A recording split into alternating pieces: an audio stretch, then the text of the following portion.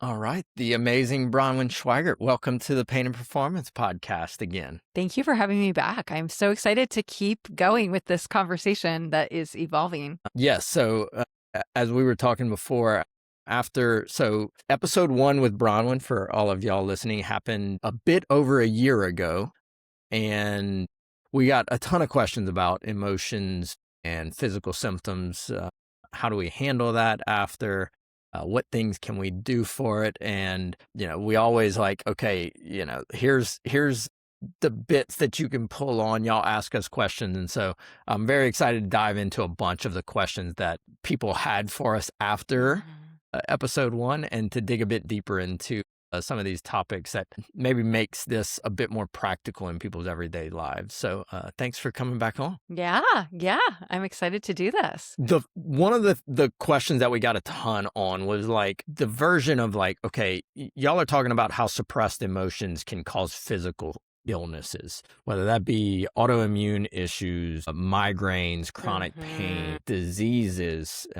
And we probably got 5 different types, some little stories. One of these, I'll summarize this because it's a long message, but basically all of my autoimmune symptoms along with chronic pain and inflammation improved after I resolved some of my emotions around my relationship with my father. Towards the end of his life, we had some great conversations that wrapped up, to summarize, a very difficult childhood. And once I did that, almost all of my physical symptoms got better. And we got a few of those. So the questions that we got around that is, can we give like some specific like clinical examples of how we're suppressing emotions and that affecting physical things? And then symptom changes after we go through treatment, if you will. Yeah, actually, I have 2 personal examples that I want to share.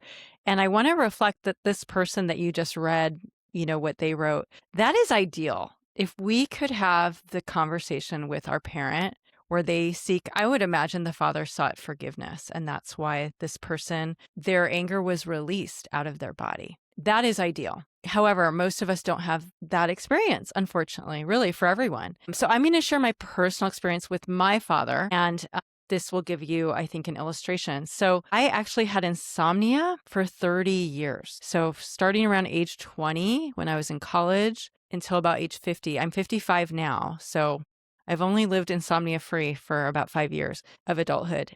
I sought out every kind of treatment there was, alternative, modern medical, the whole gamut. Nothing helped. I was on a lot of meds at the end, especially. And what did help, though, and I didn't know this at the time, was when I started actually having my eyes opened to just how not good my father really is. I was myself in denial. I was absolutely in denial. It took until my mom died to actually see, oh, he's a total monster. And I won't get into that.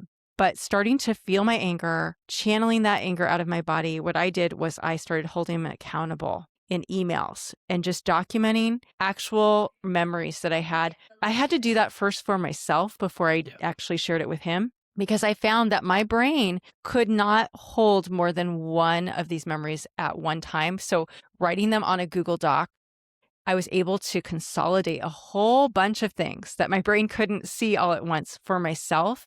Yeah. And then reading it over time and just going, oh my God, it's really bad. Like, he's really bad. And then holding him accountable, sharing those documented experiences with him.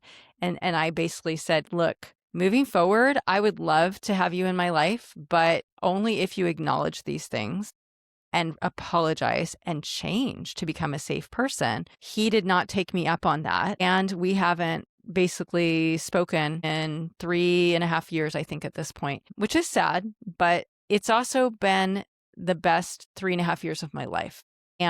But when I started feeling that anger at him, starting holding him accountable, my insomnia completely ameliorated. Was this before you shared it? Was it just when you were getting it out, kind of? Yeah, when I first just started holding him accountable. I really expected him to be like, oh my God, I'm sorry. So I was still deluded, Yeah. but I was starting to see a bigger, clearer picture and starting to hold him accountable.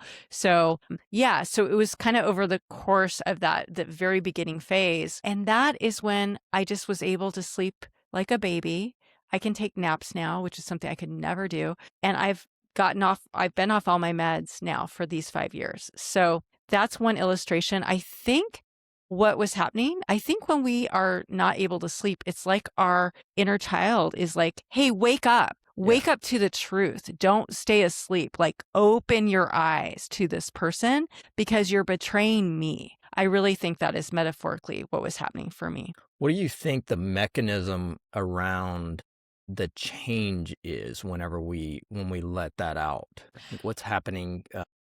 I know it's not in the body, but in the brain, how that associates with the body, how that reflects in, our ability to sleep or, feel pain in this example. Yeah, there's something about being not conscious and sleep or not conscious that I see, like sleep disorders really having to do with it being in denial or being not conscious of things in our life. I absolutely see a correlation with my clients. Like, so in that, my question is like, how many people have these kind of unconscious or subconscious repressed memories from childhood? So if we have those things, there's a part of our brain that's trying to like protect us or something like that, and like it's trying to push that away. So then until that comes out, that part is always like, it's always working, it's always fighting to try and, I don't know, keep that away from our consciousness, which is a weird thing because then it's like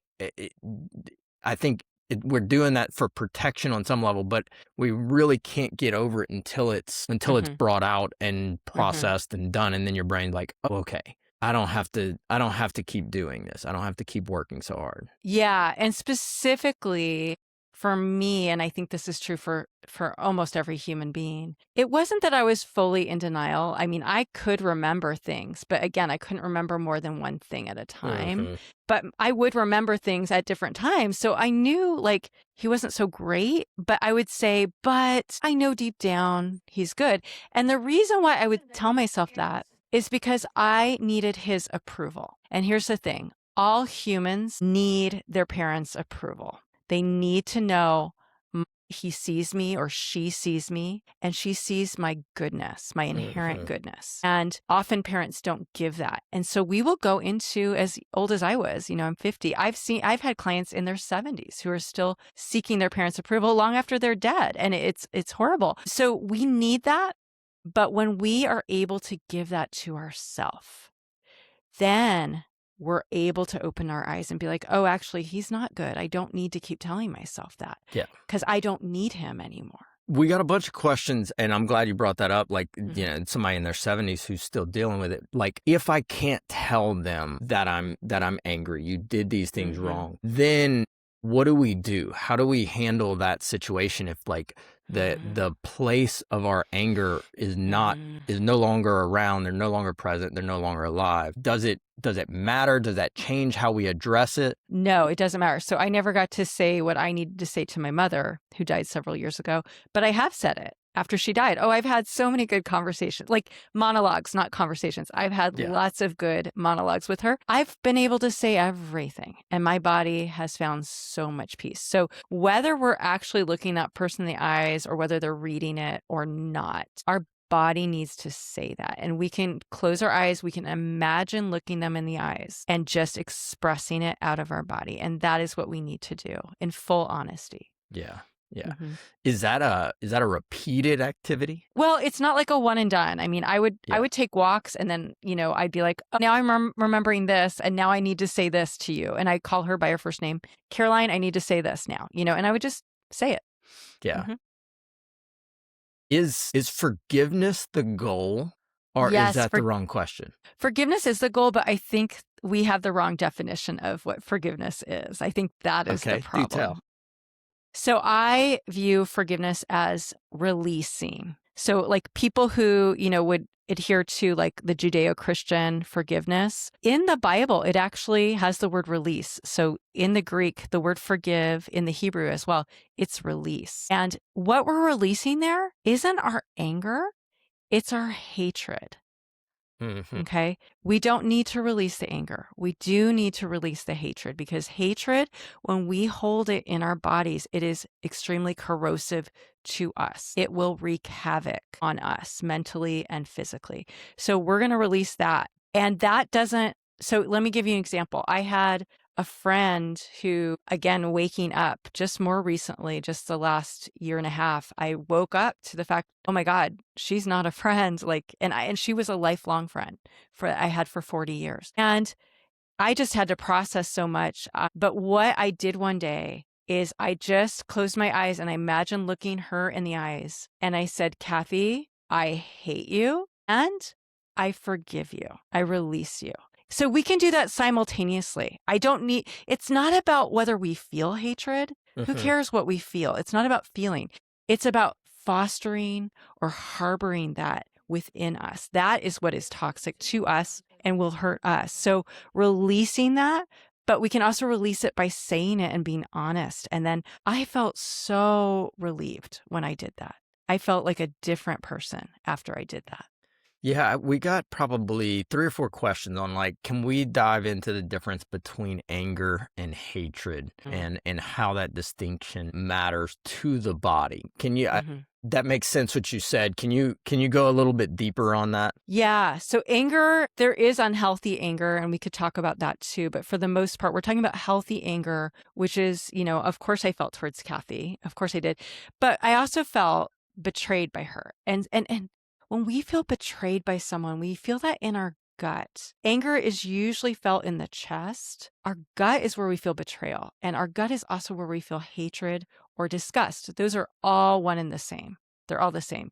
Feeling disgust is feeling hatred, and that's what we feel when we're betrayed.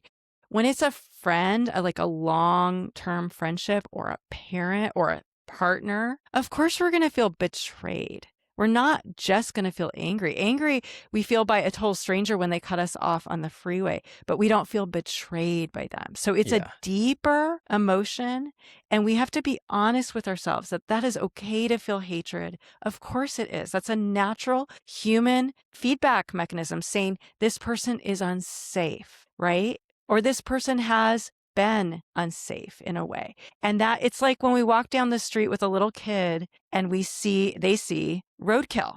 They feel disgust and they go, ooh, and we don't talk them out of that. We say, yeah, that's right. That disgust you feel, that hatred you feel says stay away. And that's what those feelings tell us. Stay away. And so we can, with that person, give them an ultimatum and say, hey, you have been so unsafe and I need you to own that and change. So you are safe so we can have a relationship, or I'm just going to stay away entirely. That's what it's there for.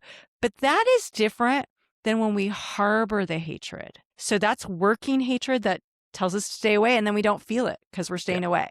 Right. But harboring it is like a choice to kind of foster it, to foment it, and that's going to make us very sick. The unsafe thing hits me because I'm like, Mhm. okay, like that's why we would have these emotions in the first place. Like that one, I'm like, okay, yeah, that makes complete sense if someone, you've built trust and like, whatever, go back to like tribal days and you're in like a small tribe of like 25 people and y'all are trying to survive and you're like, we have to trust each other. And then someone kind of whatever betrays that trust, then like we need to have something that tells us like, hey, there's a problem there. This is going to threaten our survival if we like, can't have that. And while today, probably most of the time this doesn't threaten our survival, that's still that unsafe kind of response needs to still bring out an emotion so that we know that it's there. Like that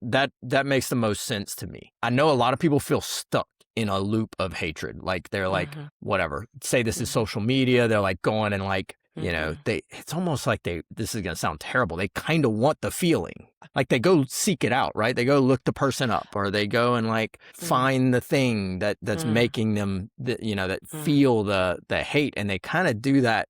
They might not even notice that they're doing it that often. I see Mhm. this, like, and I think a lot of people would relate. I see this in politics all the time, where Mm, like people will seek out the stuff that makes them feel hatred, mm, and you're like, well, you're pulling this into your life, like you're going mm. find it to make yourself feel that way. I have a deeper explanation, but I hear what you're saying. So I think those are people who already have the hatred, but it's at a parent that they haven't processed, that they don't want to So acknowledge. they're putting it on something else that's a little easier to deal with. They're Yeah. finding an easier scapegoat. Yeah. And I want to just, at first, I want to normalize. Interesting. I believe every child, every adult child has hate for their parent. I don't think that is a bad thing. I think the word hate in our culture is so loaded. It's so frightening to people, including therapists, unfortunately. But we have to get over that. Hate is disgust. It's just there to keep us safe. That's all it is. And, I'm a parent. I've betrayed my daughter. We all betray our kids as parents. So of course they're going to feel that way towards us. It's just a feeling. But what it's there for is for the kid, hopefully, to be able to tell the parent, hey, you betrayed me. And the parent, hopefully, to be able to own it and say, yes, you're right. I am sorry. Please forgive me. I did that with my daughter. And now she no longer has the hatred towards me. But that's really what it's there for. So if we could see it as like information to give us wisdom and not be afraid of those feelings. Yeah. Mm-hmm. That carries into everything, right? Like pain is the same way. Like Mm-hmm. if we view pain more as just a Yeah. signal, Yeah. and like what's the information that this is signaling, Mm-hmm. it takes a little bit, like even like anger and hatred. I know they're kind of emotional responses, but it takes like the baggage off the emotion that comes from it, and Yeah. we see that. I mean, that it's so hard to put that down.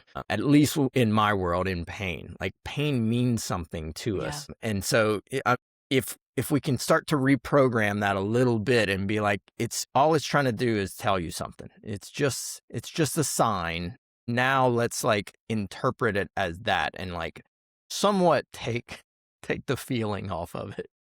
Well, I just wonder though, with what you do when people are feeling that physical pain, if it's not also that they are re-experiencing earlier pains simultaneously, and that's why it's so loaded for them.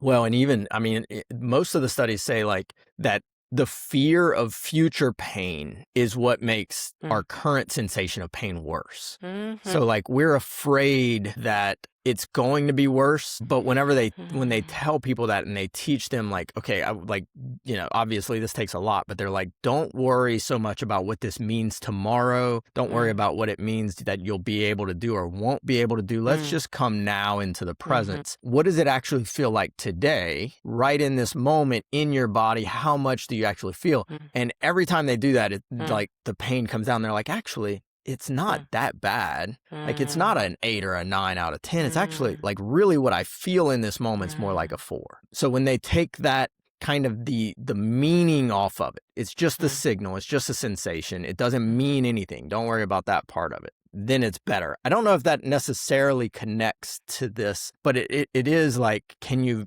view it more as a signal that's trying to communicate something with you? And Yeah, it's then kind of things get better. changing your disposition toward it and then being Yes. present with it. Yeah, because this would get really bad. I could imagine people are like, I'm angry that I'm angry. There's so much judgment. Like, so that word hate, yeah. I mean, most people have an allergic reaction to that. Oh, I don't hate anyone. I had a client who didn't stick with me, but he was like, I'm not angry. I don't have any anger. I'm not an angry person. I'm like, we're all angry. Like, all humans have anger. So it will come out in other ways. It will leak out in other ways in your body, in your mental health. Yeah. Yeah, in some of these things, I mean, to me, that's like a matter of definitions, to be honest. It's like, okay, well, like, let's go through, some challenging parts of your life. What do you feel? What do you feel about those things? Okay, like you might label it as that. Let's just for the sake of conversation, label this as, anger or, does that make sense? Yeah. So, yeah, the judgment piece, though, I mean, we were likely conditioned to feel ashamed for our feelings. I, there's so many parents, and especially in the past, there was so little understanding of how to parent a child with emotions, where, parents thought they were doing the right thing by shaming the child for their anger or feeling any kind of negative feelings. And so what happens, unfortunately, is the child will now adopt that same disposition towards themselves without unconsciously, and they will shame themselves. They will judge their own feelings Yeah. unless, again, we wake up to that and start going, hey, no, that's stupid. Why am I doing that? Right. You'll like this question that one of our listeners submitted. Men are often permitted to express anger outwardly, but shamed for any vulnerability. That seems a little bit like the opposite problem that y'all were speaking about. But how do you work with that? Well, yeah. And I have heard men say, they were being honest, saying, I realized I wasn't angry. I was sad, but I just go automatically to anger whenever I have any negative emotion because that isn't a vulnerable feeling. Anger is not a vulnerable feeling, and it is a secondary emotion. And so so how do we work with men? I mean, just to dislodge the shame, help them talk to their inner child, their young self, and say, you know what? Yeah, maybe we were not allowed to cry because boys don't cry, but that's bullshit. Let's put all that shame in a cardboard box and give it back to our parents, because that's a lie. Yeah. It's even, my wife and I were talking about this recently.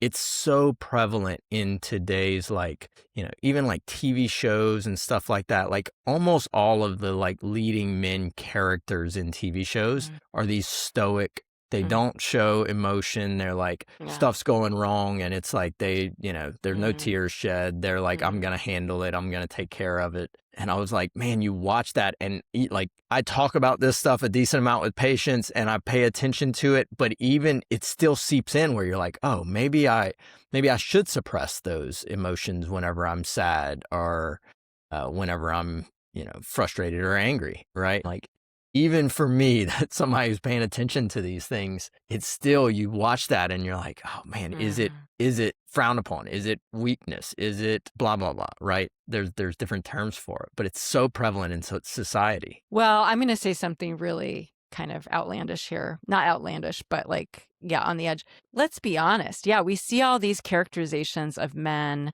like the ideal man is really stoic, like you're saying, really tough.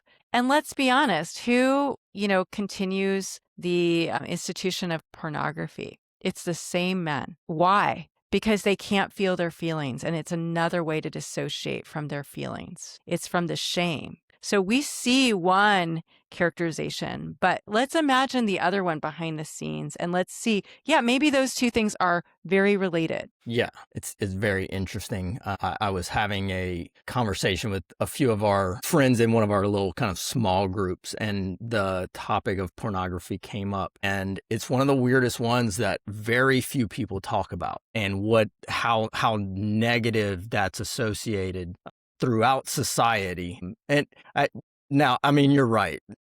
I think that the percentage breakdown of who's continuing that, but the biggest group of young children that pornography was growing in was young women. And it was 45% of young women, and this was before the age of 16, had consumed pornography. And so you're like, this has legs, right? This is associating and kind of spreading to other people. And there's no way that you can tell me that's not some expression of emotion that we haven't dealt with. I think it's a way to dissociate. I mean, I've had clients tell me they've used it to dissociate, the ones who are in the know, but it is. Yeah. It's a way to not feel. And it's a way to it is a very dissociative experience. So I think the people who use pornography, who are addicted to it, are the most, I'm not even making a moral judgment. I'm making a judgment based on our mental and physical and relational well-being. Yep. Okay. That's really what it's about here, because it's not good for any of that. It's just dissociative, and it is related to shame. Explain the dissociation, and if there's some other examples of that are prevalent for the listeners. What are we trying to do with that? What does that mean? So if we feel shame, having feelings, vulnerable feelings, we have to dissociate from them. So shame doesn't allow us to actually feel them. or process them Mm-hmm. in a healthy way. So we will dissociate. So dissociation can mean very serious things. Some people go into what we call a dissociative fugue, and they will wake up in Mexico and they don't know how they got there. So there's very extreme examples. There's people with identity disorders, what we call dissociative identity disorders, that don't remember periods of their life all the time, or they have different alters or personalities. But then there's just the everyday dissociation, like reading a book can be a form of dissociation. It doesn't have to be, but it can be. Being on Instagram all day, or for hours is a way to dissociate. So all of those, there's a full gamut of that. And dissociation really serves to not feel feelings. That's why we dissociate. So would that be the big, I think, differentiator is like if it's being used so that you don't have to feel something, that's when we're dissociating. It's like, yes. Mm-hmm. I'm starting to get a little bit of this. Let me go and like find my vice so that I can, let me put that off. Exactly. So if somebody is in that pattern, what do they do? They address the shame. I mean, we all need to address the shame. So let's say let's just stereotypical. Let's say it's a man who feels rejected because his wife just had a baby. And I'm going to be really honest here. A lot of men feel rejected because the wife had this baby come out of her body and they seem to have a bond and the man feels excluded. There's nothing wrong with that. Like, who wouldn't feel that way? If I were the man, I would absolutely feel that way. So let's just take the judgment off of that. Okay. So it's really about being honest with our feelings and going, yeah, that's normal. Of course. Like, she has breasts and this baby like loves the breasts and you don't get the breasts and you don't get sex and you don't for get a the period love of of time. the baby. So. And you don't get the love of the baby. And your wife seems absorbed in this baby. So yeah, of course you're going to feel rejected. That's valid. And there's nothing wrong with that. So if we can start with that and say there's no shame for feeling that, we don't have to pretend.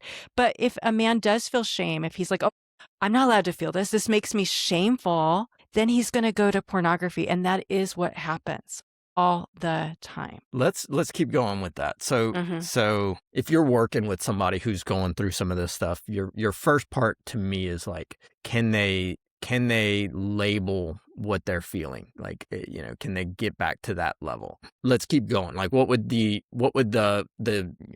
process be for them to start to actually, overcome the shame? How would we address that so that they can kind of get control of this? I think I would overcome the shame before I do anything else, honestly. So I'd just be like, let's assume you were shamed as a kid for having emotions. And so that's when I would do what I call an integration exercise, which is, I think, similar to your reprogram thing. Mm-hmm. So what I do, and I do this on myself still to this day, when things come up for me. But what I do is I have people, just feel whatever they're feeling in the moment. So I'll give you an example from my life. I felt what you call a trigger. Okay, when we get triggered. So if that man, he's triggered when he sees the wife with the baby. Okay, that's a trigger. So when we feel triggered by anything at all, one of my triggers historically has been when people don't make eye contact with me. That's a huge trigger. And so what I'll do in an integration exercise is I'll just take a minute, I'll close my eyes, and I'll feel whatever my body feels when I imagine someone not making eye contact with me. And so let's say I feel it in my gut. That's where shame is. And we often feel something in our gut. And so I'll just feel that in my gut, that sensation. And now as I focus on that sensation, I let my mind just float back passively to the first time I remember ever feeling that sensation. So that's what we call a float back. And usually a memory will come to mind, not always, but I would say 90+% of the time. So now I have this memory of little Bronwyn when she was 3 years old, being with her mom while her mom was very depressed and didn't make any eye contact with her. And now I do the exercise where I imagine my adult self entering that memory, going to little Bronwyn, getting on her level, looking her in the eyes and saying, I don't blame you for feeling ashamed when your mom does not engage with you. That makes complete sense to me. I can see why you feel that way. But I'm here now and I need you to see what I see. Because the truth is your mom is really depressed and the lack of eye contact and the shame is not a reflection of your worth, little Bronwyn. It's a reflection of her own illness. And so what we're going to do is we're going to take all that shame you feel from that lack of eye contact, we're going to put it in this cardboard box, and we're going to give it back to her. And then I would say, little Bronwyn, I see you and you are precious to me. And I just want you to know that I will attune to your feelings. They matter to me, and I will feel them with you, because what's shareable is bearable. And our feelings tell us our needs, and I will meet those needs from here on out. I will be that trustworthy attachment figure that you need, because you don't have one. Yeah. And that's my job now. And I'm sorry that I have taken so long to show up for you. I'm sorry I allowed you to feel so alone and so desperate. But I'm here now. Please forgive me. And let's be a team together. And so that's an integration exercise. Yeah. Mm-hmm. That's great. So in that, is it for the trigger? Are we imagining the trigger? Like, it's not during the process of being triggered. We're sitting down, go back to, I'll take like a very real example. Like, you had, a worker talk back to you or talk down to you. And like in the moment, you're like, oh, okay. Yeah. All right, let's go back to that moment. That was yesterday or whatever it is. What did you feel? Where did you feel it in your body? Okay, feel that. Now let's go back to like the earliest memory that just comes up when you felt that same response. And then like that's the situation that we can kind of, integrate, interrupt. I would do both. So for me personally, I did that with little Bronwyn, and that was super helpful. But to be honest, like when I go out in public and if someone's not making eye contact with me, I still have a little bit of a hard time. It's not as bad as it used to be. And what I will do in the moment is I'll say to myself, this person's lack of eye contact is her problem. It's a her problem. That's her shame. That's not mine. So I'll just say that internally, and that helps me as well. So you could do both. Yeah, that's wonderful. Let's see. What do we have? This is a fun question. So you said you're skeptical of meditation. Why? Well, it depends on the definition of meditation. I am not really into clearing my mind. I don't think humans need to intentionally keep their minds, clear.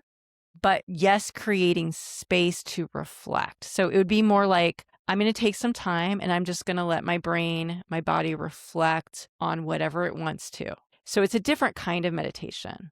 I don't know why you brought this up. You made me think about this. Have you heard the term retard maxing? No. This is maybe the worst term I've ever heard, because it doesn't mean at all what it's like the sound of it is. So I don't even know who started this. Somebody talked about it on a podcast, and then like now it's kind of gone crazy. But it's like basically saying that we are spending too much time like analyzing why we do what we do and what it means about us and all that stuff.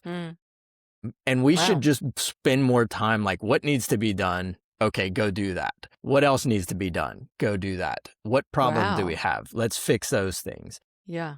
And this has gone like in terms of productivity, like this became like a productivity hack of like, if you are, a business owner, you've got this list of things and you could kind of sit there and analyze like, where are we going and what's this and how do I feel about that and how does my team feel about it? Or you can just kind of attack the issues. And that's what they are calling this. Again, that the term to me does not match that at all. But some of it, like what they're saying is like, kind of clear your mind. Like, don't think about it that much. Just do.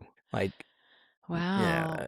Well, that just makes me think like, that phrase, those who don't learn history are doomed to repeat it. I mean, that's what you're going to do. If you don't understand yourself or others, you're just going to keep making those same mistakes moving forward. So you're, as much as you want to think you're just moving forward, you're not moving forward because you're going to do the same stupid things. Yeah.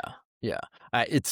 I'm sure somebody listen to this is going to be like, oh, that's crazy. But whenever I have talked to people that I thought were truly wise, one of the big things that came out to me was that they actually spent time reflecting on things that they had done and then why they did those things in that moment. And people that I've talked to that have done that, you're like, they can be like, oh, I did this. Here was my action.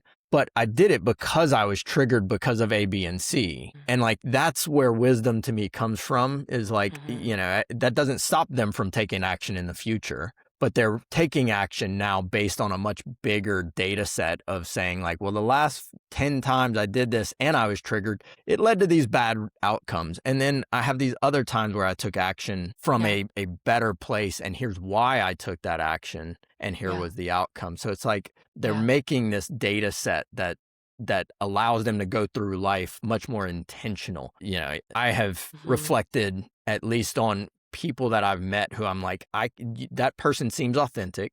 They seem wise. They have reasons whenever you ask them questions about what they're doing and why. Yeah. And so that's kind of what that makes me nervous about, is people, you're like, why'd you do that? It just needed to be done. You're like, okay, interesting. Let's see, what else we got? Social media runs on outrage. Is that an expressed anger or a form of suppression in disguise? That's a great question. I think we can get addicted, like you were saying earlier, the haters, you get addicted to it. But why are we addicted to it? Because we're not feeling the real anger, the real hatred at the real, figure. And it feels powerful to feel it with other people. Mm-hmm. Yeah, that, like, even as you said that, I think to people that I've talked to who are very, very angry at things in the world. We can pick on politics because it's such a prevalent one. And off the top of my head, I know that the vast majority of those people that come to mind whenever I think of that have had significant issues with parental relationships. Like, you say that and I'm like, oh my gosh, I've got some phone calls to make when we get off of this podcast of like, acquaintances, friends who, are constantly kind of in this anger process. I mean, sometimes it's about, politics, sometimes it's about, goings on in the world. And you're like, in my mind, until you said that, I'm like, why are you doing that? But it makes a lot of sense that you've got to put it somewhere if you're not going to deal with it. That's powerful. It is.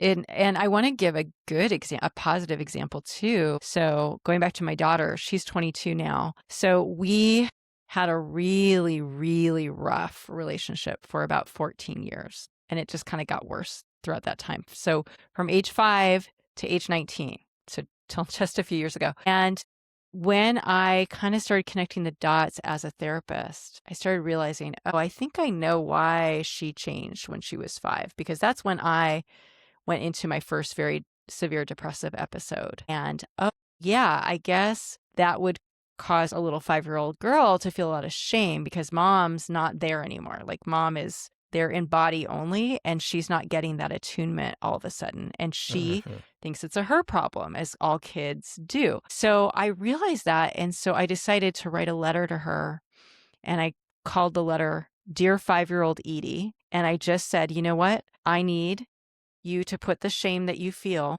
into a cardboard box from my emotional neglect and give it back to me. And I kind of just, apologize, whatever. And after that happened, until that happened, from age 5 to age 19, she had very severe anxiety all those 14 years. And she'd had headaches and stomach aches probably every other day. And sometimes where she wouldn't be able to go to school. And the minute that happened, where she gave that shame back to me, and she accepted my apology, and, I validated her anger at me, her anxiety and her headaches and her stomach aches ameliorated like 100%.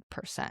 And it's been 3 years now. So parents, go back and do that. Yeah. One of my friends told me a story recently that he still remembers when he was a kid, and his dad grabbed him and said, like, let's sit down. And they were sitting down outside, and his dad apologized for something he did. He came down on him, whatever it was. He was like, I don't even remember what the situation was, but I remember him saying, like, Dad messed up. This isn't you. This is on me, and you are valid to be, angry or mad at me. Yes. Like, you should be, because I messed up. And he, like, to the point where he's like, this, I think about it today, and it still hits. It still gives me this, like, man, that, kind of emotional response. And I'm like, I just don't know. I don't think that happens enough in terms of, we're going to mess up. Like, if you got kids, you're going to mess up. If it's never talked about then that's that, they're going to hold on to that. And so to me, like, I'm listening to you say this and I'm like, on the other side, it's like, as parents, we can dissipate these things the faster you catch them. Like, the faster you're like, oh, I messed that up. I wasn't there for that. Oh, I lashed out and that was just on me. That had nothing to do with you. You're mad. You're rightfully angry about that. Yeah. You can be mad at me. I'm sorry. That has nothing to do with you. Yeah. We have to get to a place where we don't have shame about screwing up, because of course we're going to screw up. We're humans. Right. I didn't intend to hurt my kid. Like, I myself was so depressed. So a lot of things, I would say most, hopefully, are unintentional, but it still hurts our kid. And we need to understand it's not about blame. It's about what actually they felt. Kids are stupid and they think they're the reason for the parents' lack of attunement. And so they shame themselves, or they create that shame. And it's our job not just to apologize, but to have them give back that shame to us. That is so important. And like you're saying, to validate their anger, say, you have every reason to be angry with me. Even though we know we didn't do anything, intentionally wrong, we still need to validate their anger. Yeah, that's great. That's I hear that and I'm like, I can't imagine how therapeutic that would be, even at any age that you're listening to this, whether you do that with your parents or you do that with your kids. I can't see where this doesn't make a healthier society if that's happening more. Oh, yeah. It would transform society. Another question we got was, what if we're angry at ourselves for something that we aren't doing or didn't do, i.e., not working to get healthier, eat better, growing into a better person, or being disciplined? Okay. Well, first, I just want to say, I think it's totally normal that we're going to be angry at ourselves. We all carry that. And I call that regret, is anger at ourselves. And I want to distinguish. So I now say I regret things I've said and done in the past. I really do. However, I don't have shame anymore about those things. I will not shame myself. I'll say, yeah, that was stupid and I regret doing it. But you know what? I'm human and humans do really stupid things. And the coolest thing about being human, though, and the really beautiful thing about being human, is we're going to mess up. But when we don't shame ourselves for those mistakes, we can learn from them and grow. And that is what makes us beautiful, is that we're on a lifelong learning curve. And when we can have that disposition toward ourselves, we can be like, yeah, cool. Well, I've learned from it. And now I'm different. I noticed something probably in the last 15 years, right? I mean, this is like that whenever I would get together with friends and stuff, we would talk about like dumb things we did in like high school and like early college, and ways that you like performed and did stuff that you're like, that was so dumb. Like, you lied about this thing, and I regret doing that. Like, this was I was so terrible to this person because I did this. Yeah. Or here's how I showed up. And like, talking about that, it's like, because you're talking about it and it's open and you're like, well, of course I did something dumb. I was a high school like dummy. The shame, like, you're like, well, I can't be that shameful of it if we're like kind of talking about it and we're like, yeah, like, of course that makes sense. Like, you do dumb things whenever you're trying to figure out life. And that's how we figure stuff out. And it was like just the conversations around those things where you weren't like kind of holding on to them anymore. Like you just, the shame kind of dissipates. And there was a lot of things, like, as all of us have, that I regret doing and saying. And but because I've talked about them with friends of mine and even kind of laughed about some of them, that you're just like, that's so dumb. Like, that's so far from the type of person that you are now. The shame goes away because like every one of us has that. And so being able to talk about it with people you love, and certainly people who are involved, it's really tough for you to hold on to shame if you're like outwardly talking about the thing that you're supposed to be ashamed of. Yeah, you're just kind of acknowledging that we're all stupid. And, it's not learning from our mistakes that is shameful. It's not being able to admit it and be human. That's the truly shameful thing. But I also want to say it's interesting, too, because, I mean, I look back on those cringy things that I did, in those high school, college days. And the more I take time to reflect and take in the context, I'm like, okay, that was really bad, but it actually makes sense too. that I said this passive aggressive thing because that person was doing this. And so if we take in the context, we'd actually be surprised at how maybe wise we were, even though we were stupid, if that makes sense. Yeah. Yeah.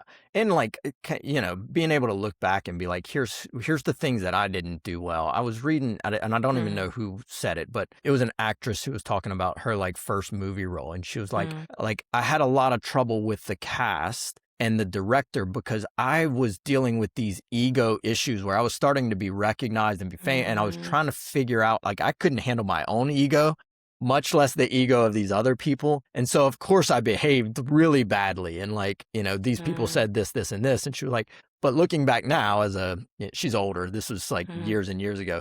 She was like, it makes complete sense because you're dealing with a child who in that moment is dealing with her own ego and trying to come to terms with it. So it makes complete sense that was the behavior. And if I saw someone doing that today, I'd be like, hey, it's fine. Like that's, you're reacting like this because you're trying to come to grips with this. And it was a very healthy, like little, kind of view because she recognized that in that moment with the tools that I had, then that is a valid way for me to respond to it because I was trying to figure that out. So it kind of goes to that. It's like, knowing the tools you have or don't have informs those actions. And so you're like, yeah, that's fine. Well, yeah. And the things I most regret is how much I emulated my parents. And now I'm like, okay, I forgive you, younger Bronwyn, because those were your models and you didn't know how horrible it was. You don't know at that age. Yeah. Yeah. I think that's probably one of the most prevalent ways is like, well, when your kid messes up, you're supposed to beat them. You're supposed to do this. Like that's how I was shown and that's how my parents were shown and how their parents showed them. And, I'm just perpetuating that. How long does it actually take to stop being triggered by the same person or situation? Good question we got. How long does it take? Wow. Well, if I'm continually triggered by the same person or situation, I'd want to ask, do I need to no longer be in this situation or with this person? That's the first thing that comes to mind. But yeah, I would look to that trigger as not something to manage. A lot of therapists are like, oh, we want to manage your triggers. We want to avoid your triggers, whatever. I look at it as this is a wealth of information about me that I can reflect on. So look into whatever that trigger is. What do I feel in my body when I'm triggered? And then focus on that sensation and let my mind float back to the first time I remember feeling it and learn and then integrate. Oh, okay, we're feeling shame about this. Let's give that shame back to the bully, that kind of thing. Yeah. I'll do a plug for your integration process because at some point, that's not what it was called, but we went through something quite similar with that with one of my like groups. It was almost like a kind of a coaching group of authors. And somehow we ended up on this, but we went through that process of like, let's go through some of the major traumas that you've had in your life and exactly what you said. Go back to it. Where in your body did you feel it? What would you label that as now? And then go back to when you felt that before. But one of the things that it started to make us aware of is like, okay, I remember what that felt like. And so when I'm going through my everyday life, if I start to feel that sensation in that area of my body again, I know that it's a trigger. And I know that I am operating on, kind of this past programming that maybe I haven't updated yet, would have been how they would describe it. And I thought that was so powerful because then you could catch it in your everyday life. Like I'm feeling that in the pit of my stomach. When they said that, okay, stop for a second. Like you've spent some time knowing what this feeling is. And it brought this awareness into the present moment. And not only me, I think everyone in that found that to be a very therapeutic response in our everyday lives going forward. So just to put a plug for your integration method, that's not a small change if you can take that into your kind of everyday actions. It is like reprogramming. That is a really good term for it. It is updating flawed information in the system. And it's not just updating it. It's making it true. It's replacing something that was not true with what is true. And I like to use the word alignment. You know about alignment. So when we bring our whole body, our psyche into alignment with truth, we're healed. Like that's what does it. Let's see. I think this is probably a great place for us to put a last question on. What is the most common thing people get wrong and even good therapists get wrong about anger? What do they get wrong about anger? Goodness. Yeah. So when we start to view our anger as a light on the dashboard of our emotional car saying, check the engine, something's wrong, and we need to repair it, that's like the posture to have towards anger. So a lot of therapists, will try to talk us out of our anger. They'll try to say, well, think about it from his perspective. Now, there is a time and a place to do that, but we start with feeling it and validating it. That's how we begin the process. We can't skip that step. We start with, this is wisdom. So we can't skip to, talking ourselves out. That's not going to work. Yeah, love that. I agree with that. Even if you are, it's like, even if you are, let's say, overreacting to a small situation, if you don't validate the why you overreacted, you're never going to get that back to, a healthy reprogramming anyway. So you got to validate it on some level, no matter what, because that reaction was real. It's valid on some level, right? Right. Yeah. So you're not the problem. The feeling isn't the problem. It is evidence of a problem. Yeah. But it's not a you problem. So good. So good. I feel like so many people do that too. Like, you always do this. It's like, yeah. So good. I'm sure people respond to this. Hit us up with more questions. As long as y'all keep sending questions, we'll do this yearly. There's so much that we can keep unpacking. Where can people get in touch with you, Bronwyn? I know a lot of people hear this and they're like, awesome. If someone can help me facilitate some of these actions, some of these conversations, some of these insights, that would be fantastic. Where can people find out how to get in touch with you? How can people work with you? Give us the rundown. Yeah. So I have a podcast called Angry at the Right Things and talk about all this stuff. And Derrick is on it as a guest a month ago. So, and then for people who are actually in this field, I have continuing education units that I now provide for other therapists, other mental health practitioners at my website, which is called the Center for Anger and Integration. And the website there is integrateanger.com, all one word. If people are just in healthcare, do you think it would still be helpful for them to take that? Yeah, I don't know that they would get the continuing education units. I think they should. I think we should all be able to cross professions like that. But yeah, I actually was just thinking that it would be good for anyone working with an actual human being in the healthcare industry to do those trainings. Love that. Yeah, we will. I'm like thinking for myself and my team, I'm like that this is stuff that, we see so much get expressed in the chronic health, pain, and disease world that you're talking about it, but it's not getting talked about enough. So yeah, I actually train practitioners how to do these integration exercises on their patients. So Derrick, like anyone can do that. Yeah. I mean, I do it on myself. We can do it on ourselves. We don't need to be a mental health, licensed professional to do that. Absolutely. Thank you. Bronwyn, thank you so much again. This is always enlightening. I always leave with like so many little questions for myself and my family and friends that create hopefully really healthy responses and discussions. So I appreciate everything you do and getting this information out and spending the time, talking to us and getting that out. I know that takes a decent amount of time and energy to get these ideas out, but I know that with your drive and your education, you're changing a lot of lives just getting this into people's purview. So I really appreciate everything you're doing, Bronwyn. Thank you, Derrick. Thank you so much for having me back. This was a blast. I love it.